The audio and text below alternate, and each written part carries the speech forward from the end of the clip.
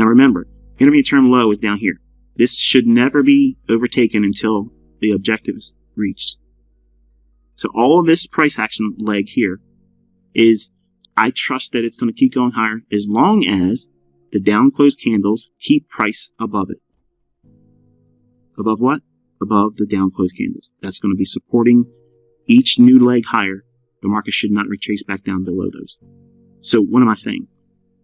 For trailing stop losses, you do not want to take your stop loss. If, say you bought it down here like I did, and your stop was below the middle of this candle.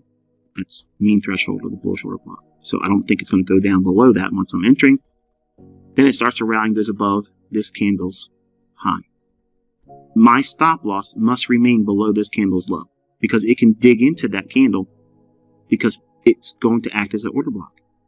Then the market rallies away, comes back down, retraces. Now if I put my stop loss inside this area here, I'm stopped out prematurely. And chances are you probably wouldn't have the wherewithal to get back in. You'd think, well, I just lost out on potential profit.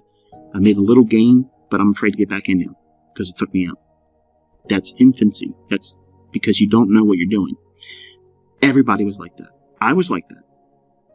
But you grow out of it. If you do the same things I'm teaching you over time, it's built into your understanding and it's ingrained in your understanding about price delivery. The market rallies above, takes out these two down closed candles.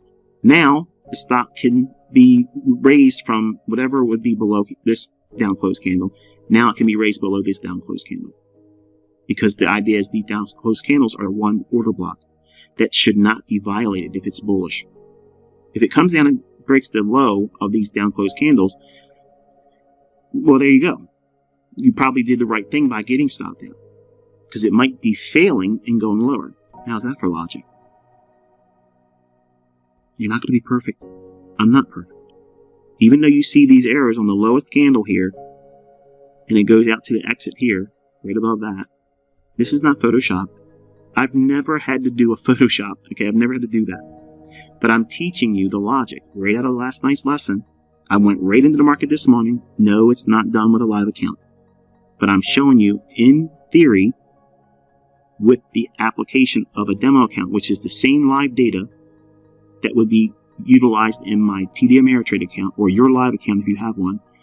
These candles are forming just like they would be in your live account. But I'm executing with the logic I'm teaching you right out of last night's lesson. When I bought the 3 micros here, the next time I see a buy signal that's below the area I'm aiming for, above that red level, I'm going to try to buy more. But I'm not going to buy more than 3. I'm going to buy now 2. I'm pyramiding. I'm building the biggest position initially, and then every time I buy in, again, I'm building it with a smaller position than I had prior to the one I'm entering now. Because I have all the equity behind that entry with 3 supporting the 2 I'm buying here. So even if it starts to retrace too deep on me, I have the ability to weather a little bit more. Whereas if I say I want to be a buyer of 1 here, 2 here, 3 here, that's an inverted pyramid. It's not stable. Imagine a pyramid upside down and it's balancing on its point. It's not a solid foundation. It's wobbly. So I'm building the biggest base at the bottom of the pyramid, or position size. It's initial position entry. So I'm buying 3 here. Then I'm buying 2 here. Then I'm buying 1 here. And then I'm letting it run to my profit objective. Okay. With that said, starting with the hypothetical $10,000 account, just this morning, over 21%, 1 trade with 3 scale-ins. Okay, I consider this all 1 trade. I don't consider this 3 separate trades. It's 1 trade, scaled in, largest, middle, last portion. Then it runs to my objective. So the account history starts with $10,000 here, ends with $12,111 demo money. Okay. The history tab shows you here, and if I'm not mistaken, I have everything shown, don't I? Yeah, time, everything's toggled here. Nothing's hidden. None of that. And then you can see over here, all the business there. Okay? So, my question to you is this. Who cares if you got to trade a micro account? 3 micros, 2 more micros, 1 more micro. That's 6 micro contracts. That requires technically $1,200. So I really didn't need the $10,000 to do these trades, but in my mind, with proper leverage and money management, $10,000 with this position size and gearing, that's optimal. Anything more than this would have been too much leverage for that account. And to make 21% plus in one trade, who's going to argue against that being, well, above average? Now, what happens if you do that once a week? And that's your trade. And you stop. And once you hit it, you end your trading. That's it. And you go to a demo account. Do you have any idea the leaps and bounds that you can have in your equity increasing and the peace of mind knowing that you don't have to overtrade? That's what I'm trying to cultivate here in this community, folks. I'm not trying to create monsters that day trade every single day. Because I say these likely form every single day, but they absolutely form every single week, that is not an invitation for you to go out and say, ICT said trade every day. No, it's not what I said. I'm saying if you miss a trade, you're likely to find one tomorrow. Well, not tomorrow because it's Saturday, but you know what I mean, the next trading day. So there's a balancing act that you have to have when you're listening to me.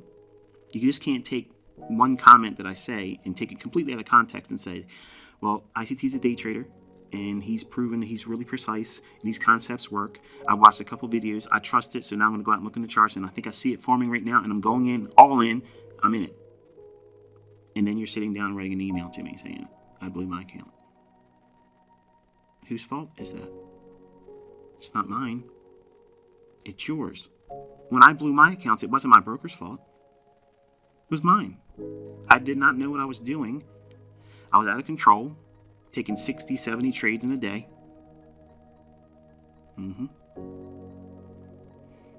When you lose control and you have no idea what you're doing, it's impossible for you to execute like this.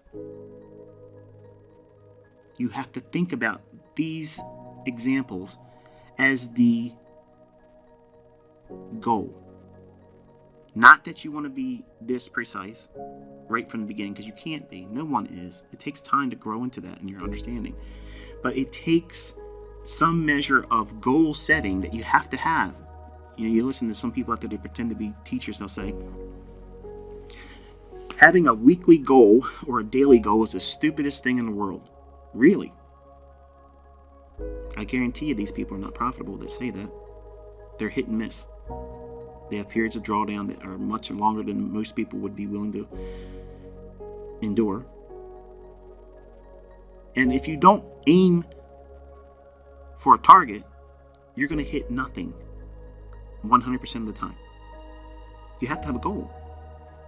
So if your goal is to hit nothing, then obviously don't set a goal.